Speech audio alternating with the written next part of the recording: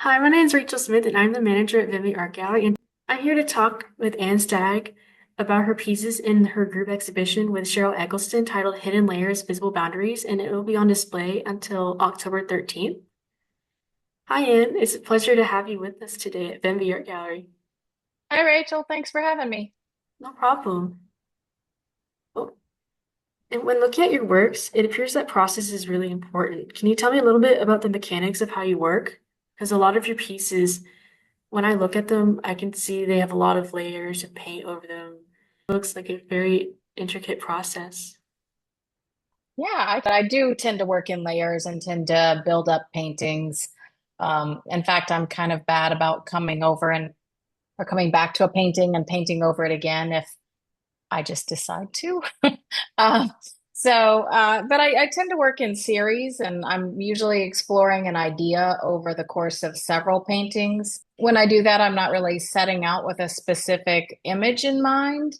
Instead, it's more of a kind of an instinctual response or approach based on the research that I've done into that idea that I'm working with. So I'll typically find myself thinking about something, reading about it, doing a lot of research into it, and then experimenting in the studio. So I'll come in and just sort of begin painting, and through that process, I tend to find the visual language that I think expresses the idea that I'm looking for. So a lot of times there'll be failures, like I'll just be making things and painting, and those will be the under layers, and then I'll just keep painting on top of them. And I really like that history to be in the work. I like those layers to be there. I like the failures to be visible in some way. A lot of times when you look at the work, it sort of seems mechanical and overly measured and geometric. But hopefully, when you look closer, it seems a little more human. Like I like those errors to exist in the work and those layers and the scars from under layers of paint. How does the detail and the use of geometric abstraction enter your creative process? I think, it's just something I'm drawn to. I've always been drawn to. I think I spend a lot of time thinking about some of the larger questions about how society works, about how we communicate, how connections are made, where there are divisions, and what's really fueling those. I often dig pretty deep into politics, but I'm really thinking about society in my work. And I guess though I read a lot about the ideas that I'm working with, and I hope that those ideas will come through, I'm really, a lot of the ideas just end up so complicated that it's better expressed through abstraction. And again, I'm more interested in society and that human interaction, that human connectivity. And I may be talking about it through a lens of immigration or hidden labor or something like this, but I'm more interested in that emotional or that human connection. And sometimes I think that that's better expressed through abstract language that allows a lot of people to come to um, an idea with their own point of view and then maybe open up conversation. And what inspires your works? The world around me, current events, history, interpersonal connections, the way society responds to moments, power dynamics, especially those who maybe have less power or maybe even are almost invisible to society or to parts of our society. I'm really again just interested in kind of the world around me and looking at things through a more distant lens, I think. You're a faculty member at Florida State or FSU. How does your position there influence your artwork? You're also a professor and you teach some of the foundations courses and are the director of the foundations courses in the art department at FSU. Well, how does Well, your position there influence your artwork? well, I'm sure it does influence my artwork. I think I've been teaching for a long time. So at the university level since 2000.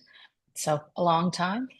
Um, and I think it keeps me really grounded. Students come in with a wide range of perspectives and points of view. They're interested in a lot of different topics. And so, in order to be a good instructor, I'm often researching the things that they're interested in, trying to learn a little bit more about what it is they're interested in, and asking questions about their point of view, asking them questions that challenge their point of view. I think that's really important whenever we're thinking about big questions, is to think about them from a variety of perspectives. And I think, in addition to keeping me grounded and engaged in research, there's just a really nice relationship between teaching, research, and making work. It sort of, often will encourage me or make me excited just to get into the studio and make my own work. It is a balancing act for sure. There are a lot of things you're doing all at once. And you associate certain paintings with different series. Can you tell me more about how those series develop and give an example of how they are different from one another? So I know some of the Um, series that we have on display in Hidden Layers, Visible Boundaries include systems and facades and also principle of moments. I do work in different series of work, and it's usually a question that started it, a question that fuels it, and then I explore it for as long as that question feels salient to me.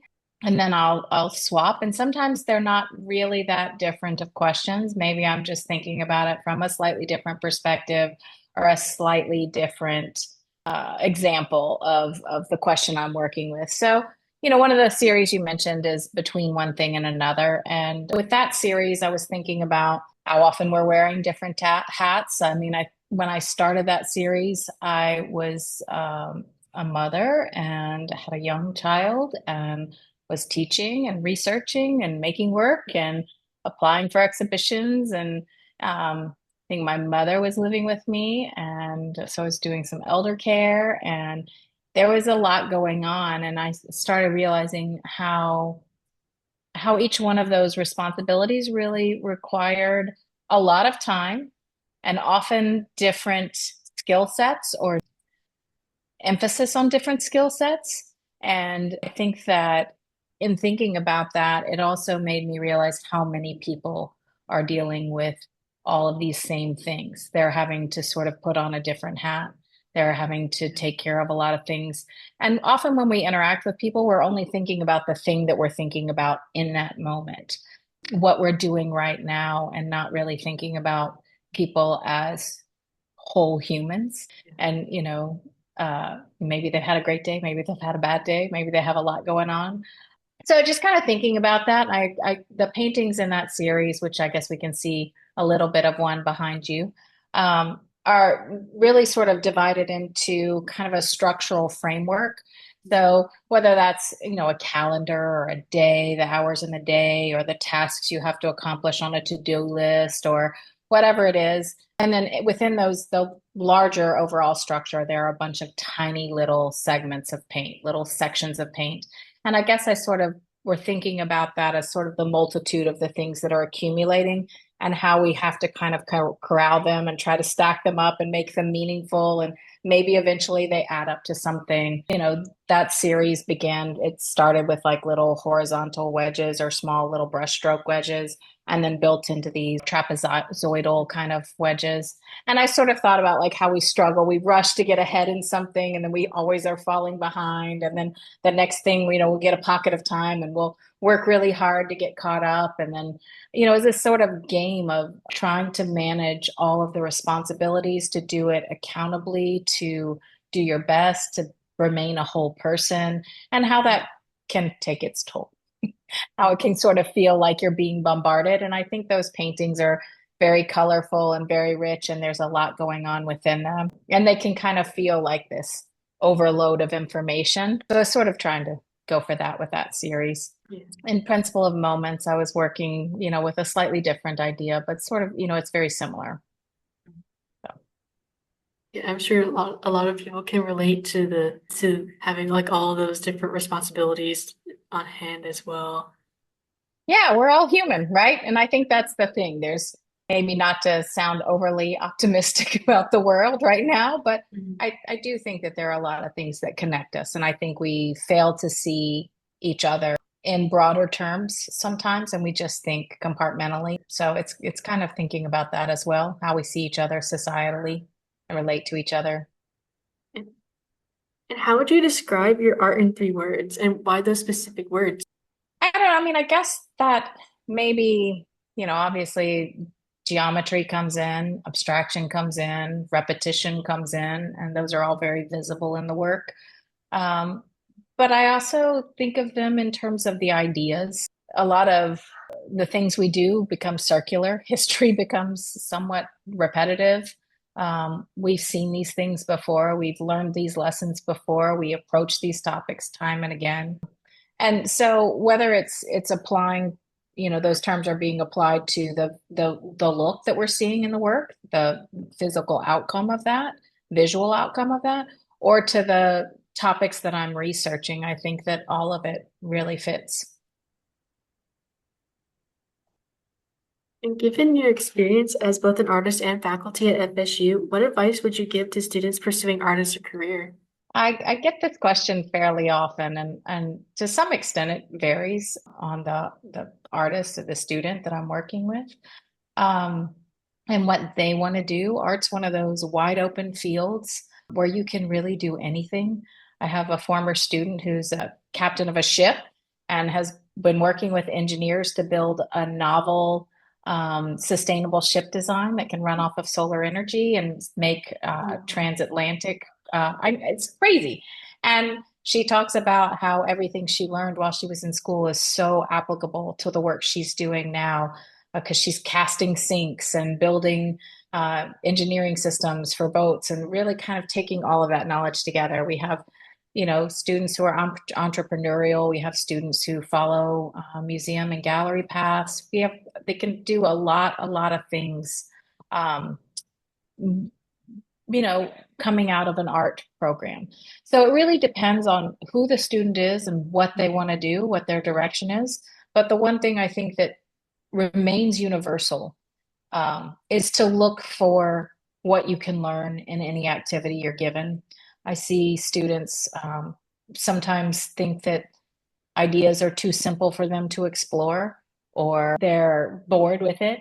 And so I always encourage them to work really hard to try to find a way for the ideas and the things that they're interested in to come into the work itself so that you're not just being, like a leaf on the wind being blown in a direction by whoever's telling you to do what. You've got to find your own pathway. You've got to find the thing that you're interested in and the way to motivate yourself because that is critical in this field. It can't just be waiting for instructions or someone to tell you to make something like that looks like this. So really kind of a way to generate ideas, to engage in the world, to read, to look, to think, to generate questions. A lot of times I find that students don't know how to generate questions. They just um, don't really even know how to be curious about the world. And that's tough to teach, but sometimes you can provide examples and they can catch on and start, dig in. They will find something and they'll start following it. Effort is a huge equalizer. So students who feel like someone else in the classroom is more talented than them, and that's kind of maybe a sticking point for them. I don't believe that. I think you work hard, you get past it, you try really hard, and you stay diligent. So I don't know. Those are maybe I'll start there or end there. Work hard, be good. Yeah. Yeah, So definitely relate to a lot of your advice because I was a student in the same art program at Florida State University, and effort is really important, like y'all said. yeah, it's huge. I mean, you can overcome a lot just by really having good habits, good time management, good practice, and sticking with it, and not being, maybe this is the biggest thing, not being afraid to fail. Like, I mean, if you look at my paintings in the gallery, you said you can see lots of layers. All of those layers are just like, they're just the failures. They're the beginnings, right? They're where I started and I didn't like it. And so I just kept painting over Yeah. it. And I think you've got to embrace that and be like, oh, well, that'll be a fun secret layer. I'm going to keep going. Or, trying things, not letting this fear of being a failure keep you from trying things. Just Yeah. um, knowing you can figure it out and you can find your way through it if you just do it. Yeah. Yeah, that's true, definitely.